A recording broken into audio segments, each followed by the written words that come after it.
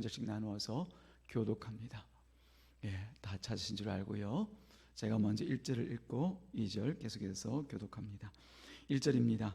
또 하루는 하나님의 아들들이 와서 여호와 앞에 서고 사탄도 그들 가운데에 와서 여호와 앞에 서니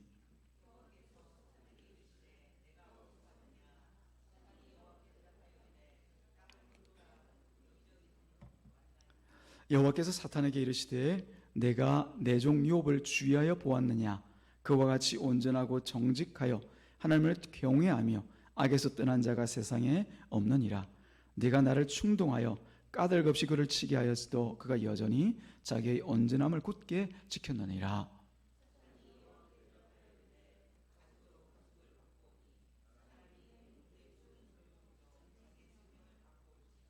이제 주의 손을 펴서 그의 뼈와 살을 치소서. 그리하시면 틀림없이 주를 향하여 욕하지 않겠나이까.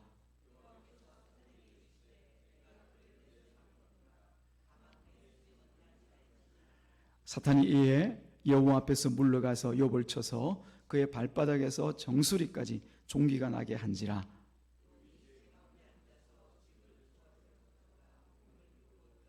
그의 아내가 그에게 이르되 당신이 그래도 자기의 온전함을 굳게 지키느냐 하나님을 욕하고 죽으라.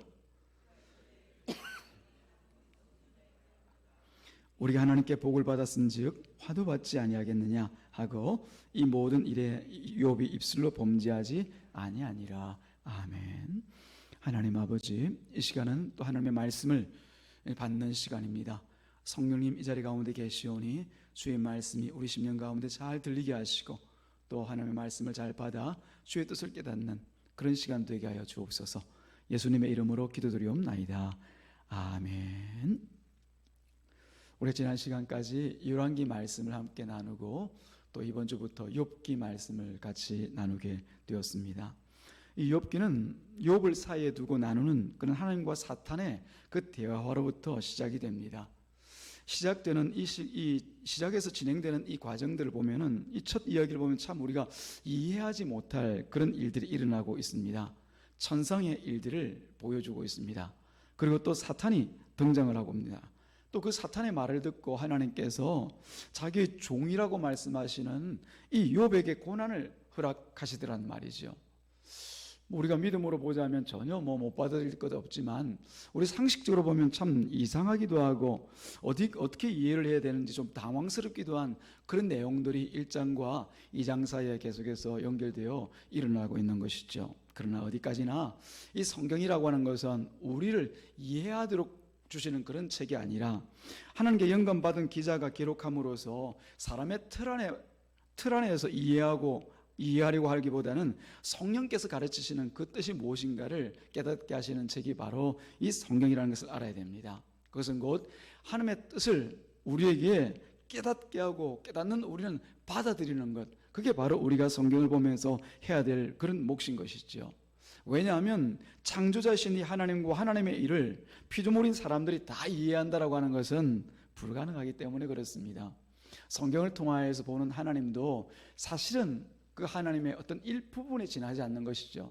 우리가 알았으면 하는, 또 우리가 이 정도 알아야 되는 그런 정도의 하나님일 뿐이지 그게 하나님 모두다라고 우리가 볼 수가 없는 거죠. 하나님께서 성경에 기록해 놓은 그 내용들을 통하여서 우리는 단지 보여주는 사실에 대해서 하나님이 그렇구나, 그러시구나, 그렇게 우리가 받아들일 뿐인 것이죠. 모든 하나님의 일들을 우리가 다 안다고 말할 수는 없습니다. 다만 신자는 하나님께서 무엇을 알기를 원하시는지를 성경을 통하여서 주목해서 보고 또 믿음으로 받아들이는 것, 그게 바로 우리 신자들이 해야 될 몫인 것이죠. 그래서 우리가 1장에서 보면 하나님께서 천상에서 먼저 사탄에게 질문을 하시는 내용을 볼 수가 있습니다. 이 사탄이라고 하는 존재가 등장하는데요, 이 사탄은 하나님께서 만드신 그 천사 중에 하나입니다. 다른 성경에서 사탄을 말하기를 하나님을 가장 가까이서 섬겼던 그런 일을 하던 이 존재가 바로 이 사탄이었습니다. 그런데 하나님의 영광을 보면서 자신도 하나님처럼 그런 영광을 받고자 하나님을 반역한 그 존재가 바로 이 사탄인 것이죠. 그날로 천상에서 쫓겨나서 흑암 한가운데 갇힌 자가 바로 이 사탄입니다. 유대 전성에서는 원래 이 천사의 이름이 루시엘이었는데 그런 하나님의 반역함으로서 타락한 이 천사가 루시퍼라고 하는 이름으로 바뀌어졌다는 것을 또 이 전선 가운데 가르치고 있습니다. 하나님의 대적자이죠. 사탄은 한마디로 하나님의 영광 받으시는 것을 스스로 탐을 내어서 그 영광을 자기 것으로 만들려고 하다가 결국은 하나님으로부터 쫓겨난 그런 타락한 천사가 루시퍼, 또 다른 말로 사탄인 것이죠. 하나님의 대적자입니다. 그 사탄은 타락한 이후로 또 하나님을 대적하는 그 일들을 계속해서 업으로 삼고 살아갑니다. 그래서 인간을 타락하게 하는 일을 하고 인간도 자기와 같이 이끌어가는, 자기와 같이 타락된 그 자리로 이끌어가는 일들을 이 사탄은 쉬지 않고 행합니다. 그래서 마치 우는 사자와 같이 지금도 하나님의 백성들을 삼키고자 쉬지 않고 일하는 자가 바로 이 사탄입니다. 예수님께서 이 사탄이 하는 일을 이렇게 말씀하십니다. 요한복음 10장 10절 말씀해 보면은 사탄을 도둑으로 비유해서 말씀하십니다. 도둑이 오는 것은 도둑질하고 죽이고 멸망시키려는 것뿐이요, 이 사탄이 하는 일은 우리에게 찾아와서 결국은 아무리 좋은 말로 또 좋은 것을 제시하면서 이것저것 얘기하지만 결국은 도둑질하고 죽이고 멸망시키는 그 일을 하고자 하는 것이 사탄의 업이라고 하는 것이죠.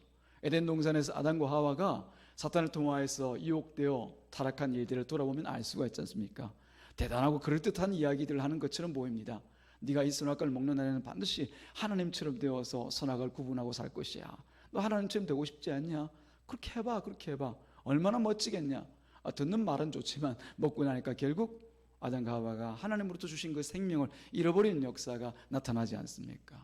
그와 같이 사단은 언제든지 사람을 타락시키고 혹은 그 모든 것들을 도둑질하고 죽이고 멸망시키는 그 일 외에는 하는 법이 없습니다. 반면에 예수님은 어떤 일을 하십니까? 내가 온 것은 양으로 생명을 얻게 하고 더 풍성히 얻게 하리라는 것이라는 말씀과 같이 사단에게 빼앗겼던 이 생명을 다시 회복하고 다시 주시고 또 풍성하게 누리면서 살아갈 수 있도록 하시는 분이 예수님이라는 사실을 요한복음 10장 10절에서 말씀을 하셨죠. 1장 8절에서 보면은 그 사탄에게 하나님께서 이런 질문을 하십니다. 네가 내 종 욥을 보았느냐 물어보시죠. 그대로 말씀드리면 이렇습니다. 내가 내 종 욥을 주의하여서 보았느냐? 그와 같이 온전하고 정직하여 하나님을 경외하며 악에서 떠난 자는 세상에 없느니라. 내 종 욥을 보았느냐? 내 종 욥을 보았느냐? 왜 이런 질문을 하나님께서 사탄에게 하실까요? 바로 자기 앞에 나서 있는 그 사탄과 전혀 다른 모습을 가지고 있는 것이 바로 이 욥이기 때문에 그렇습니다. 사탄은 하나님을 거역하고 또 하나님의 영광을 가로채기 위하여서 정직하지 아니하고 온전하지 아니하고 또 하나님을 경외하지 않고 악에 머물러 있던 자가 바로 이 사탄이지 않습니까? 너와 다른 이 욥을 네가 보았느냐? 그런 피조물이 있다라고 하는 것을 보여주시는 것이죠. 이 말씀을 듣고 사탄은 이제 9절과 10절에 있는 말로 답을 합니다. 같이 한번 보실까요? 1장 9절과 10절 말씀 같이 한번 읽어보겠습니다. 시작. 욥이 어찌 까닭없이 하나님을 경외하리까? 주께서 그와 그의 집과 그의 모든 소유물을 울타리로 두르심 때문이 아니니까. 주께서 그의 손으로 하는 바를 복되게 하사 그의 소유물이 땅에 넘치게 하셨음이니이다. 1장 9절부터 10절까지 욥이 이런 대답을 합니다. 이 대답을 통하여서 우리가 세 가지를 알 수가 있죠. 첫째는 사탄도 모든 복의 근원이 하나님이신 것을 알고 고백하고 있다는 사실입니다. 그렇죠? 사탄이 이렇게 얘기합니다. 주께서 욥과 욥의 집과 욥의 모든 소유물을 울타리로 두르심 때문이 아닙니까? 욥이 가지고 있는 그 모든 것을 보호하시기 때문에 이 욥이 세상에서 그렇게 복을 얻어 살아가는 것 아닙니까? 복의 근원이 누구에 있다? 주께서, 즉 주님께, 우리 하나님께 있다라고 하는 것이죠. 그 뒤에도 같은 말입니다. 주께서 그의 손으로 이 욥이 하는 일들을 다 복되게 하셔서 욥의 소유물이 땅에 넘치게 하셨습니다. 누가요? 주께서, 하나님께서 그 욥에게 넘치는 그런 은혜와 그런 복의 삶을 살 수 있도록 하셨습니다. 모든 복의 근원이 어디에 있다는 겁니까? 하나님께 있다라고 하는 겁니다. 사탄이 그렇게 인정하고 사탄이 그렇게 고백하고 있습니다. 그런데 사탄도 너무나 잘 알고 있는 이 사실을 우리 신자들 중에는 그런 하나님을 믿지 못하고 살아가는 사람들이 간혹 있습니다. 그래서 자꾸만 자기 집을 그리고 자기 소유를 위해서 하나님이 아니라 다른 데다가 자꾸 신경을 쓰는 사람들이 있다는 말입니다. 예. 하나님께 있다고 사탄도 알고 그렇게 고백을 하는데, 이상하게 우리 신자들 중에서는 자꾸만 세상으로, 예. 세상에서 무언가 복이 있고 세상에서 뭔가 나를 채워줄, 만족하게 만들어줄 무언가 있는 것처럼 자꾸 세상을 기웃거리고 세상을 머뭇거리고 세상에서 모든 자신의 피와 땀을 쏟아서 뭔가 이루려고 하더란 말입니다. 사탄도 알고 있는데 신자가 모르더라는 겁니다. 사랑하는 여러분, 사탄도 오직 하나님께서 사람이 하는 바를 복되게 하시는 그 복의 근원이라고 하는 사실을 알고 있는데, 신자라면 더욱더 잘 알고 그렇게 살아야 되지 않겠습니까? 혹시 우리들 가운데서 복의 근원이 하나님이 아니라 내 직장이나 혹은 세상에서 만나는 누구를 통해서, 또 세상에 만나는 어떤 취미와 어떤 일들이 나를 복되게 만들어주고 나를 즐겁게 만들어주고 만족하게 만들어준다는 생각을 가지고 계신 분이 계시면 오늘 이 말씀을 좀 주목해서 보시기를 바랍니다. 사단도 사실은 알 건 알거든요. 예. 그러나 두 번째로 사탄은 언제나 진리를 말하고 그 진리에 대해서 왜곡을 시키는 것이 사탄이 하는 일이죠. 두 번째 우리가 알 수 있는 것은 이 사탄이 진리의 말씀을 하고 난 뒤에는 그 뒤에는 항상 의도적으로 그 진리를 왜곡을 시킨다는 점입니다. 이 사탄은 욥이 하나님을 경외하고 신앙하는, 온전하고 정직하게 하나님을 경외하는 그 이유가 다른 이유가 있다라고 얘기합니다. 누가 생각하는 이유죠? 자기가 생각해 볼 때, 하나님의 말씀과 하나님의 뜻이 아니라 자기가 생각해 볼 때 이런 이유가 있다라고 하는 겁니다. 다시 말씀드리면 하나님과의 거래 관계가 있기 때문에 욥이 그처럼 하나님을 섬기고 예배하고 살아가지, 그런 거래가 없으면 이 욥이 어떻게 하나님과 그런 관계를 가지고 살아가겠습니까? 자기 생각이죠. 하나님께서 보상을 주시고 대가를 주시니까 그 집도 보호해 주시고 또 하나님께서 그 소유도 넉넉하게 만들어 주시니까 그래서 하나님을 섬기지, 그것 없이는 욥이고 뭐고 다 없는 거 아닙니까? 라고 하는 거죠. 사랑하는 여러분, 그러나 생각해 보십시오. 언제 하나님께서 거래를 통해서 사람과 관계를 맺고 살아갑니까? 피조물과 창조주와의 그런 거래, 보상, 내가 이만큼 하면 보상해주고 이만큼 하는 게 하나님 앞에 의미가 있고 뜻이 있고 그런 일들이 과연 있겠습니까? 그러려면 하나님이라는 이름을 버리고 사셔야지. 우리 하나님께서 하나님 모든 것이 완벽하시고 더 이상 필요한 것이 없으시고 단지 자신의 뜻만 행하시는 분이 하나님이신데, 우리가 뭘 하나님 앞에 갖다 바쳐서 하나님께 행하는 일들을 통하여서 하나님께서 기뻐하시고 즐거워하시고 그것 때문에 자 보상이다, 이거 너 가져라, 이거 너 대가야, 그런 거래를 하시겠냐 말입니다. 없는 거죠. 없는 사실을 사탄은 마치 있는 것처럼 얘기를 하고 있는 겁니다. 또 있는 것을 마치 없는 것처럼 속여서 말합니다. 이게 바로 사탄이 하는 일이에요. 그걸 우리가 잘 알아야 됩니다. 사탄은 일견 우리가 볼 때 좋은 것들을 제시하고 옳은 말을 하는 것 같지만, 그래도 세상에서 너희들이 행색깨나 하고 살려면은 세상에서 열심히 살고, 그래도 하나님 믿는 건 좀 뒤로 두고 하나님 믿지 말라는 얘기 아니야. 하나님 믿지만은 그러나 세상의 일도 열심히 해서 땀을 흘려가면서 일해야 너희들이 세상에서 잘 살 거 아니냐. 그래서 복된 하나님을 증거하고 살아가지. 그런데 하나님께 주시는 복이 없으면 어디 가서 예수님을 증거하고 살겠냐. 네가 먼저 잘 되고 예수님도 증거하고 복음도 증거하고 전도도 하고 그래야지. 듣고 보면 그럴 것 같아요. 그런데 하나님은 결코 우리에게 그렇게 말씀하지 않으셨어요. 우리가 잘 되어서 세상에 돈 많이 가지고 우리가 건강한 몸을 가지고 나가서 복음 전해야 그때 내가 영광을 받으리라, 그런 말씀 성경에 있습니까? 아니잖아요. 있는 그대로, 있는 자리에서 주시는 그대로 우리가 나가서 예수님을 전하면 그 예수가 결국은 사람들을 주님께로 돌이키는 일들을 하신다는 거죠. 복음의 말씀 자체가 우리 능력, 우리 힘이 아니라 하나님의 능력과 하나님의 은혜로 되어질 일들이라는 것을 말씀을 하시는 것이죠. 이게 사단이 하는 일입니다. 속이는 일. 세 번째는 사단이 가만 보니까 하나님을 가르치려고 든다는 겁니다. 예. 네가 내 종 욥을 보았느냐라고 말할 때 사탄은 들어보면은 저처럼 하나님께서 붙드시는 종은 하나님을 거역하지 않고 주시는 그 은혜에 만족하면서 저렇게 살아가는구나. 하나님을 예배하며 살아가는구나. 그렇게 받아들이고 예, 보았습니다. 아멘입니다. 저와 달라서 정말 죄송합니다. 이러면 될 것을 사단은 결코 그런 존재가 아니죠. 나아가서 하나님이 잘못되었다고 가르치려고 합니다. 11절 말씀해 보면은 사탄은 자기 말이 옳은지 틀린지 확인해 보라고 하나님께 말합니다.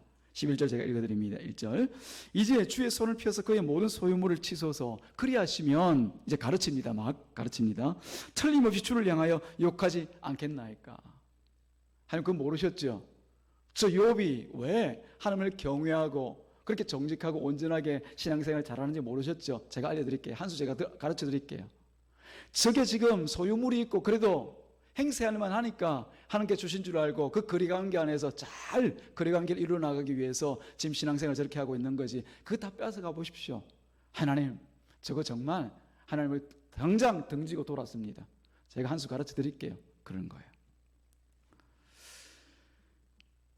이처럼 사단이 항상 하는 것은 하나님의 말씀 앞에서 순종하고 그 자리에서 엎드려 아멘하지를 않습니다.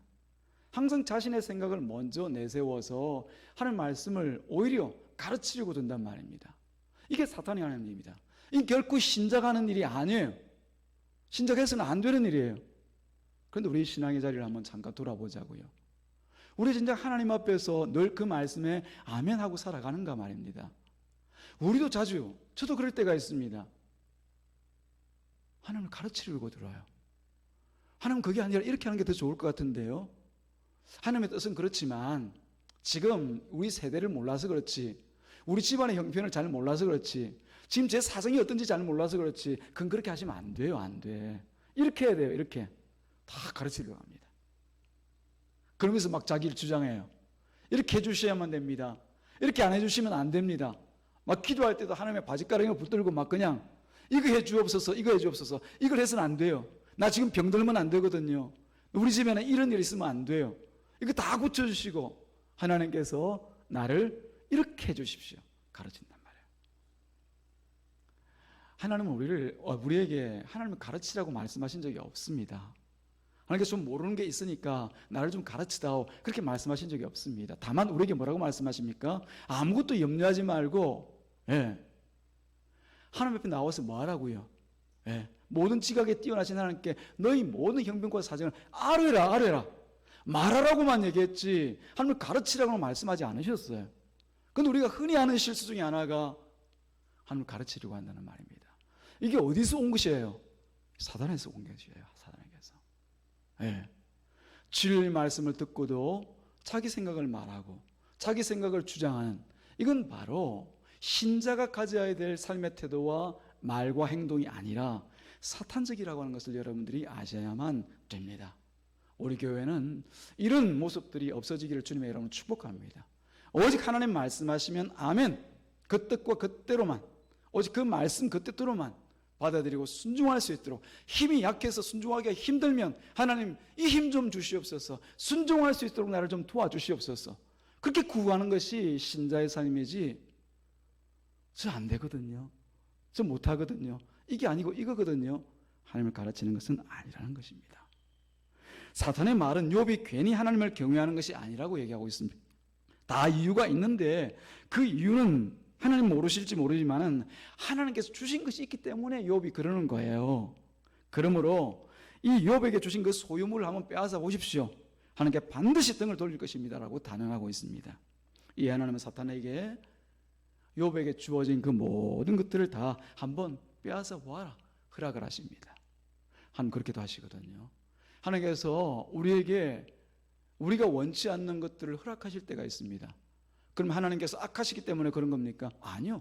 뒤에 가서 보면 이제 뭐 우리가 2장 들어가 있지만은 뒤에 42장까지 쭉 이 욥기 말씀을 보게 되어지면 그 모든 일들이 우리가 단지 불편할 뿐이지 하나님의 선하신 그 뜻을 이루어가는 과정이라는 것을 알 수가 있어요. 욥을 자랑스럽게 하던 모든 소유와 자녀들을 사탄이 아주 득이만만하게 빼앗습니다. 자녀들을 아주 보기 좋게 다 죽여버립니다. 그리고 다음으로는 요구하는 것이 무엇입니까? 그래도 욥이 하나님을 욕하지 않고 등 돌리지 않고 하나님 앞에 신앙 가운데 서 있으니까 아이고 그것 가지고 되겠습니까? 그래도 욥에게 남은 게 있잖아요. 그 가죽 그 여전히 있잖아요. 그 뼈와 살 여전히 있으니까 그럴만 하죠. 그거 한번 빼앗아 보십시오. 이제는 정말 제가 장담하는데 욥이 반드시 하나님을 욕하고 돌아설 겁니다. 틀림없어요. 이번엔 진짜입니다. 과연 멀쩡하던 욥의 몸에 종기가 생겨서 머리 그 정수리 끝에서부터 발끝까지 발바닥까지 가려움과 고통이 사라지지를 않습니다. 생명 하나 빼놓고는 생명 주님의 것이니까 감히 사탄이 어쩌지를 못하죠. 생명은 오직 주님께서만 주관하십니다. 생명을 제외하고는 욥의 모든 것을 사탄에게 빼앗기게 하십니다. 하나님께서 허락하신 것이죠. 얼마나 고통스러울까요? 예. 온몸에 그냥 이 종기가 나가지고 얼마나 고통스러울까요? 그것을 이게 성경에서 이렇게 표현하고 있습니다. 날카로운 그 질그릇 깨진 그 조각 있지 않습니까? 아주 날카로운 그 조각을 온몸에 그냥 벅득 긁습니다. 가려운 부분에 견디지를 못하고. 오히려 그렇게 아픈 게 낫지 그 가려움을 견디지 못하고 그 온몸을 이 벅벅 긁어대고 있습니다. 이런 내용까지 우리가 같이 보았는데요. 성경을 통해서 여기서 우리가 이해할 수 없는 한 가지가 있죠. 뭐냐면은 하나님께서 이 사탄을 자기 종 이 사탄에게 자기 종 욥을 지금 맡겼다는 겁니다. 네가 알아서 치라. 네가 알아서 네가 원하는 대로 한번 해봐라 라고 하는 거죠. 그 이유가 무엇일까요? 우리 그런 거 원치 않지 않습니까? 별로 좋아하지 않지 않습니까? 하나님께 다 보호해 주시고 다 붙들어 주셔야지. 내가 좋은 길로 가게 해주시지. 뭐 재산 있는 것까지 다 빼앗아가. 내 자식까지 뭐 다 잃게 만들어. 내 건강까지 다 빼앗아가.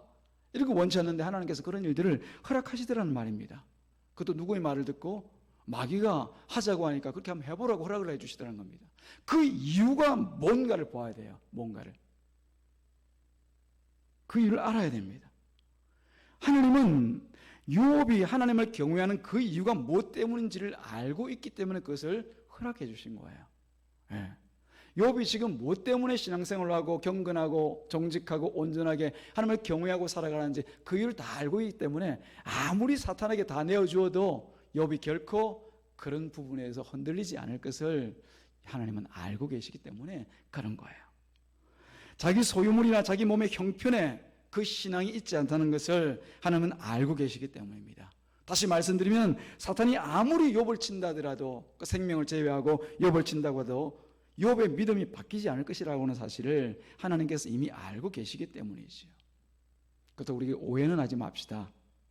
하나님께서 인간인 이 욥을 신뢰하기 때문이다라고는 생각하지 마시라는 얘기입니다. 아, 욥이 참 대단한 사람이어서 여기 있는 저와 여러분과 같지 않는 사람이라서 어떤 자리에서도 그 신앙을 지킬 수 있는 그런 철인과 같은 무쇠와 같은 그런 사람이라서 욥을 신뢰했구나. 아니요. 욥도 우리와 똑같은 사람입니다. 예. 뒤에 가서 보게 되어지면은 욥도 하나님을 원망하거든요. 예. 자기 본성으로 돌아올 때 차라리 나는 내가 낳던 나를 후회합니다. 내 어머니께서 왜 나를 낳으셨나요? 이 말이 무슨 말이냐면 하나님 왜 나를 이곳에 보내서 이 고생을 하게 만드십니까? 차라리 내가 태어나지 않았더라면. 하나님을 원망하는 거죠. 욥이 그렇게 말하거든요. 욥도 우리와 같은 사람이라는 거예요. 근데 하나님께서 믿는 것은 이 욥의 신앙을 믿거나 혹은 욥 자신이 가지고 있는 그 성품과 경건과 믿음을 믿고 그 말하는 것이 아니라는 얘기예요. 그럼 뭡니까? 바로 욥의 믿음과 신앙은 다른 누군가로부터 주어져 있기 때문에 그 누군가를 믿고 있는 거죠. 바로 하나님 자신입니다. 그때까지 욥이 하나님을 경외하고 살아온 것은 욥의 의로움 때문이 아닙니다. 앞으로 욥이 붙들고 나가야 될 그 신앙도 자신의 의로움을 따라서 내가 열심히 해서 하나님을 잘 좀 한번 섬겨봐야지. 내가 조금만 더 인내해서 조금만 더 참아서 하나님을 더 잘 섬겨야지. 그게 아니란 말입니다. 그래서 하나님께 복을 받고 그런 노력과 열심 때문에 하나님께서 지금까지 이 욥에게 주어진 그것이 다 그득하고 차고 넘쳐 있었던 것이 아니라고 하는 겁니다. 그렇다면 하나님께서 욥에게 주신 것을 다 거두어 가시면 욥이 그래도 하나님을 믿고 욥의 신앙 때문에 이 신앙 때문에 그것을 다 회복해야 되지 않습니까? 성경은 그렇게 보여주지 않거든요. 욥기는 사실 그런 질문에 대한 답을 우리에게 주려고 합니다. 우리들 중에서도 고난을 당하는 자가 있을 것입니다. 우리들 중에서도 정말 나는 하나님께 이것을 원하고 있는데 하나님 왜 이 일에 대해서는 전혀 움직이질 않지? 뭐 지금은 아니라도 한 10년 뒤면 하나님 응답하시겠지. 우리 가정에 지금 10억이 필요한데 딱 10억만 있으면 내가 편안하게 노후도 계산하고 노후도 살 수 있을 것 같은 느낌인데 이 10억을 하나님이 안 주셔. 어떤 사람은 그렇게 얘기합니다. 조금만 더 노력해봐.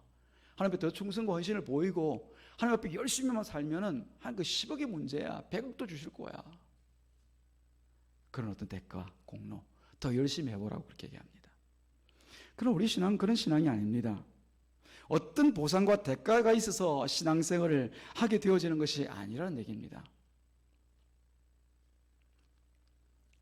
그렇다면 무엇입니까? 바로 우리를 진정 붙들고 있는 분이 누구인가를 보고 살아야 되는 것이 바로 우리 신앙입니다. 하나님께서 이욥을 붙들고 계십니다. 하나님은 하나님의 그 은혜가 이 욥의 전 생애를 지금 붙들고 계시기 때문에 욥이 욥으로 존재하고 있는 거예요. 그래서 하나님께서 사탄에게 욥을 보라고 말씀하실 때 그 사탄에게 요구하신 것은, 또는 이 성경을 읽을 우리들에게 요구하신 것은, 그 욥의 신앙이라고 하는 것이 사탄과 같지 않고, 사탄은 어떤 꿈을 꾸었던 사람입니까? 자기 스스로 하나님이 되고자 했던 사람 아닙니까? 자기 살림을 따로 차리고자 했던 사람이 이 사탄 아닙니까? 그게 아니라 하나님의 붙들려 살아가면, 무엇으로 붙들려? 하나님의 은혜 가운데 붙들려 살아가게 되어지면 그 은혜가 욥을 온전케 하고, 그 은혜가 우리와 같은 사람을 온전한 신앙의 자리 가운데 이끌어갈 것을 하나님께서 보여주시고자 하신 것이에요. 욥은 그 말을 못 알아듣고 전혀 엉뚱한 얘기들을 하고 있죠. 그러나 이 성경을 보고 있는 우리들은 이 욥기가 가르치고자 하는 그 처음부터 그 말씀과 그 뜻을 분명하게 깨달아야 될 줄로 믿습니다.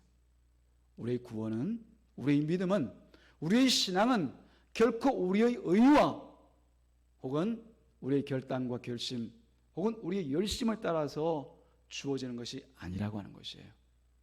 전적으로 모든 만물의 주인 되신, 피조물들의 주인 되신 창조주신 하나님께 달려있다는 것을 여러분들이 아시고 살아가야 될 줄로 믿습니다. 그래서 우리의 고백이라고 하면은 믿음의 주요 온전케 하신 예수를 바라보자, 오직 예수 바라보고 살아가는 것, 그것이 우리의 고백이 되어져야 될 줄로 믿습니다. 과연 사탄이 지독하게 욥을 공격하고 난 뒤에 다 쳐서 빼앗습니다. 그러나 이때도 사탄의 생각대로 욥이 하나님께 욕하거나 하지 않고 오히려 1장 21절과 같은 말을 합니다. 나는 모태에서 알몸으로 나왔은즉 또한 알몸이 그리로 돌아가올지라. 주시니도 여호와시요 거두시니도 여호와시오니 여호와 이름이 찬송을 받을지어다. 자기 아내가 와서 욥을 꾸짖을 때 2장 10절 말씀에 보면은, 이 꾸짖을 때 이제 9절 말씀에 보면은 차라리 당신이 이 하나님을 욕하고 죽어라. 그 하나님 뭐라고 지금까지 믿어왔냐? 이렇게 하시는 하나님 당신 과연 믿을 수 있느냐 하는 거죠. 자기 아내는 철저히 하나님과의 관계를 거래로 보고 있는 거죠. 그렇게 잘해주실 때는 하나님 같았는데 다 빼앗아가고 나니까 그 하나님은 하나님이 아니라는 거예요. 우리들 가운데 그런 분이 계십니까? 잘해줄 때는 하나님 같았는데 내게 고난이 닥치고 어려움이 닥치고 내가 소원하는 것 해주지 않으니까 하나님이 아닌 것처럼 여겨지는 그런 분 계시냐 말입니다. 그때 욥은 이런 말을 합니다. 그대의 말이 어리석은 여자의 말과 같도다. 우리가 하나님께 복을 받았은즉 화도 받지 않겠느냐. 사탄은 자기 예상이 다 벗어난 것을 봅니다. 그러나 사탄은 그것을 인정하지 않지요. 이것이 바로 사탄의 속성입니다. 하나님의 뜻을 끝까지 받아들이지를 않는 거죠. 그래서 가야 될 곳이 정해져 있습니다. 어디입니까? 지옥입니다. 하나님 안 계신 곳. 항상 하나님 앞에서 거역하면서 말을 합니다. 사탄이 생각하는 그 하나님은 어떤 분인지 다시 한번 정리해서 생각해 보십시다. 이 사탄은 욥이 하나님을 예배하고 섬기는 것을 거래로 보고 있습니다. 대가로 보고 있습니다. 혹은 보상으로 보고 있습니다. 하나님께서 욥에게 해주신 것이 있으니 하나님 하고 따라 살지, 만약 욥이 원하는 것을 주지 않으면 욥은 하나님을 믿지 않을 것이라고 얘기합니다. 그리고 하나님께서 욥을 자랑하시는 것도 구원하시는 것도 사실은 욥에게 주시지 않으면 불가능할 것이라고 생각하는 것이 바로 이 사탄의 생각입니다. 사탄은 아무 조건 없이 하나님을 믿는 것은 없다고 얘기하지요. 그러나 사랑하는 여러분, 과연 우리와 같은 사람, 피조물들과 하나님과의 그 거래가 가능하기나 한가, 여러분 한번 생각을 해보십시오. 우리들 중에서도 하나님을 보상적인 하나님, 혹은 내가 이만큼 해야 좀 잘해주시고 그래야 하나님께서 뭔가를 해주시리라고 생각하는 분들이 있을지 모르겠습니다. 그럼 한번 이 시간 생각해 보자고요. 우리가 솔직하게 한번 생각해 보십시다.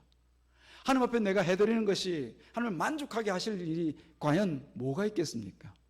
다시 한번 생각해 봅시다. 우리가 뭘 해야 지금 우리가 아무 대가 없이 호흡하고 있는 이 공기들을 얻을 수 있겠습니까? 도대체 뭘 해야? 우리가 뭘 들어야 이 호흡할 수 있는 공기들을 매일매일 공급받고 살아갈 수가 있겠습니까? 뭘 해야 그 물을, 마실 물을 우리가 공급받겠습니까? 우리가 뭘 해야 많은 사람들이 먹고 살아갈 수 있는 이 양식들이 공급될 수 있도록 하겠습니까? 우리가 뭘 들어야 하나님의 아들이신 예수 그리스도의 그 피를 얻어서 구원의 자리에 나아갈 수가 있겠느냐 말입니다. 뭘 해야? 내 살조각을 베어서 한 절반 정도 하나님께 드리면은 그것에 만족하시고 어이구 이 정도면 됐다 괜찮네. 자 예수 피 너도 좀 먹어라. 나 구원받자. 그러실 수 있을까요?